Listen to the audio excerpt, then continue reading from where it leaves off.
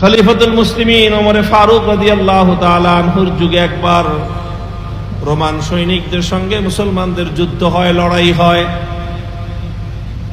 Roman সেনাপতি Rustam, Roman সেনাপতি তার সৈনিক দলকে বলে দিল, হে আমার সৈনিকেরা, তোমরা বলো তো দেখি, এই যে আমরা এত বিশাল বাহিনী নিয়ে মুসলমানদের সঙ্গে লড়াই করি, যুদ্ধ করি, আমাদের সৈনিক দলের সংখ্যা থাকে অনেক বেশি, আর আমাদের সৈনিকরা অনেক বেশি ট্রেন আপ হয়, অনেক বেশি ট্রেনিং করা থাকে, আমাদের সৈনিকরা অনেক বেশি দক্ষ এবং যোগ্য সৈনিক। আমাদের সৈনিকদের হাতে যে অস্ত্রগুলো থাকে সেই অস্ত্রগুলো অনেক উন্নত মানের। আমাদের অস্ত্রের তুলনায় মুসলমানদের অস্ত্র অনেক দুর্বল, মুসলমানদের সৈনিকদের সংখ্যাও অনেক কম, মুসলমানদের সৈনিকদের আমাদের মতো উন্নত মানের ট্রেনিং নাই। সব দিক থেকে আমরা শক্তিমান, সংখ্যায় বেশি আমরা, অস্ত্রের শক্তি আমাদের বেশি, টাকার শক্তি আমাদের বেশি, আমাদের সব দিক থেকে আমাদের শক্তি বেশি। কিন্তু যখনই আমরা ওই মুসলমানদের সঙ্গে যুদ্ধের ময়দানে একত্রিত হয়ে যাই, তখন দেখা যায় স্বল্প সংখ্যক মুসলমানদের দুর্বল অস্ত্রের সামনে আমাদের এই বিপুল পরিমাণ সংখ্যক সৈনিক দল আর এই উন্নত মানের অস্ত্র শস্ত্রে সজ্জিত হয়ে আধুনিক এই সৈনিক দল ময়দানে বেশিক্ষণ টিকতে পারে না, ময়দান থেকে পালিয়ে যেতে বাধ্য হয়। তোমরা আমাকে জবাব দাও, মুসলমানদের সঙ্গে আমাদের শক্তির তারতম্যটা কোথায়? মুসলমানরা কোন শক্তিতে বলিয়ান হয়ে আমাদের সঙ্গে লড়াই করে, কোন শক্তিতে বলিয়ান হয়ে আমাদের সঙ্গে যুদ্ধ করে? মুহতারাম হাজিরিন, সেনাপতি যখন এই কথা বলতেছে, সৈনিক দলের মধ্যে পিনপতন নীরবতা, কেউ কোনো জবাব দেয় না। একজন বৃদ্ধ সৈনিক দাঁড়িয়ে বলে, যদি গুস্তাখি মাফ করেন, তাহলে আমাদের এবং মুসলমানদের মধ্যে শক্তির তারতম্যটা আমি আপনাকে বলতে চাই। বলো তুমি, এটাই তো আমি শুনতে চাই। আমাদের মধ্যে আর তাদের মধ্যে কোন রহস্যময় শক্তি রয়েছে তারতম্য করে দেয়, যেই শক্তির কারণে আমরা বারবার পরাস্ত হই, তাদের সঙ্গে আমরা বিজয় লাভ করতে পারি না?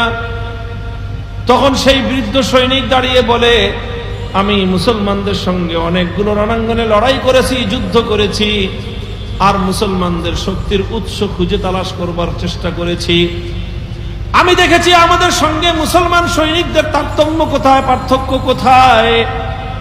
আমি দেখেছি প্রতিদিন যখন আমরা এবং মুসলমানরা যুদ্ধে জড়াই, সন্ধ্যাবেলায় যখন যুদ্ধের সময় শেষ হয়ে যায় আর যুদ্ধের দামামা বন্ধ হয়ে যায়, যুদ্ধটা স্থগিত হয়ে যায়, আমাদের সৈনিকেরা আমাদের ব্যারাকে ফিরে আসে, মুসলমানদের সৈনিকেরা মুসলমানদের তাঁবুতে ফিরে যায়।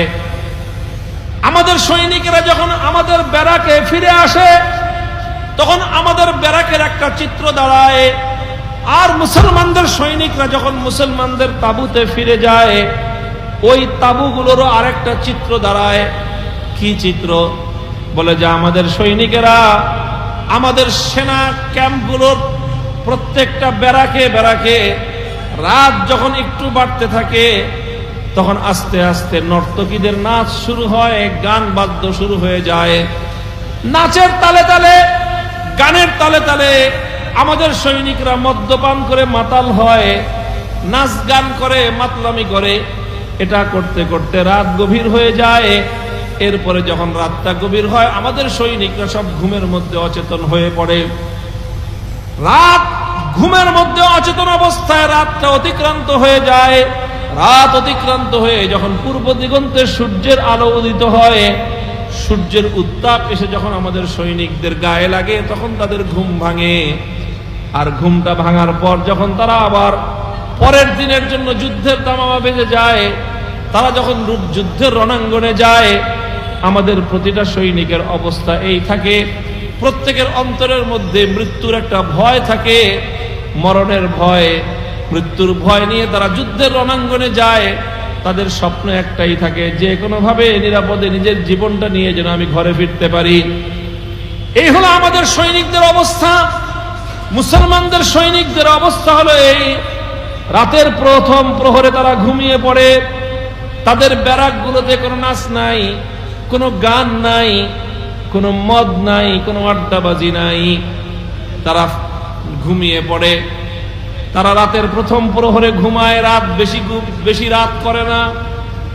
এরপরে যখন মধ্যরাতের সীমানা পার হয়ে যায় তখন তাদের ঘুমগুলো আস্তে আস্তে ভাঙতে থাকে। আর এক একটা মুসলিম সৈনিক রাতের শেষ প্রহর যখন শুরু হয় তারা বিছানা থেকে উঠতে আরম্ভ করে, উজু করে এসে তারা জায়নামাজে দাঁড়ায়। জায়নামাজে দাঁড়ায় আবেগ মাখা কণ্ঠে তারা আল্লাহর কোরআনের তেলাওয়াত করতে থাকে। একদিকে কণ্ঠে তাদের কোরআনের তেলাওয়াত চলতে থাকে, আর অপর দিকে তাদের আবেগে হৃদয় ভেঙে বুক ভেঙে তাদের কান্না চলতে থাকে, চোখের অশ্রুতে তাদের বুক ভাসতে থাকে। নামাজের পরে যারা তখন দুহাত তুলে আল্লাহ পাক রব্বুল আলামিনের দরবারে ফরিয়াদের হাত তুলে তাদের আহাজারিতে খোদার আরশ পর্যন্ত কেঁপে উঠে, হঠাৎ কোন নতুন আগন্তুক যদি শেষ রাতে মুসলমানদের ওই সৈনিকদের ব্যারাকের পাশে এসে দাঁড়ায়, কারা এখানে থাকতেছে ওই লোকটা জানে না, হঠাৎ রাতের বেলায় আসছে, এসে যদি কান্নাকাটির আওয়াজ শুনে তাহলে কান্নাকাটির আওয়াজ শুনে লোকটা মনে করবে যে এখানে যারা আছে এরা সন্ন্যাসীর দল, এরা বৈরাগী, এরা দুনিয়া কি জিনিস জানে না, এরা কোনো সৈনিকের দল নয়, বরং এরা দুনিয়াতে শুধু কান্নাকাটি করা ছাড়া বুঝি আর কিছুই জানে না। এভাবে রাতের শেষ প্রহরে মুসলমানদের তাঁবুটা কান্নার রোল পড়ে যায়, আল্লাহর কোরআনের তেলাওয়াতের দ্বারা গুঞ্জরিত হতে থাকে।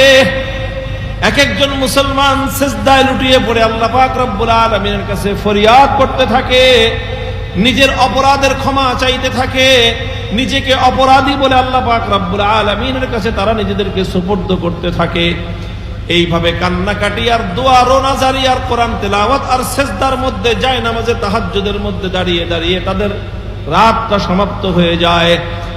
এরপরে যখন পূর্ব দিগন্তে সূর্য উঠে, যুদ্ধের তামামা যখন বাজতে আরম্ভ করে, তখন এক একজন মুসলমান জিহাদের ময়দানে যখন নামে, প্রত্যেকটা মুসলমানের কাছে শহীদি মৃত্যুর জন্য তারা এতটাই পাগল হয়ে থাকে, আমরা জীবন বাঁচাতে যতটা পাগল ওরা তাদের আল্লাহর জন্য জীবন দিতে তার চেয়ে বেশি পাগল।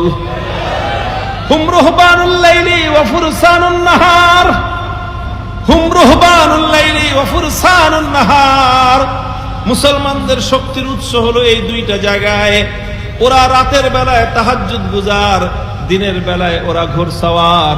যতদিন পর্যন্ত মুসলমানদের মধ্যে এই দুই শক্তি থাকবে, রাতের বেলায় তাহাজ্জুদের মাধ্যমে, রাতের বেলায় কান্নাকাটির মাধ্যমে, রাতের বেলার কোরআনের তেলাওয়াত আর রোনাজারির মাধ্যমে তাদের আত্মার শক্তি তারা অর্জন করে। আর ওই আত্মার শক্তি নিয়ে দিনের বেলায় যখন তারা এক হাতে তরবারি আর এক হাতে ঢাল নিয়ে আল্লাহু আকবরের স্লোগান নিয়ে যখন তারা জিহাদের ময়দানে নামে, 5 লক্ষ 10 লক্ষ নয়, তাম পৃথিবীর সমস্ত শত্রু মিলে ওই মুসলমানদের অগ্রযাত্রা রুখে দিতে পারে না।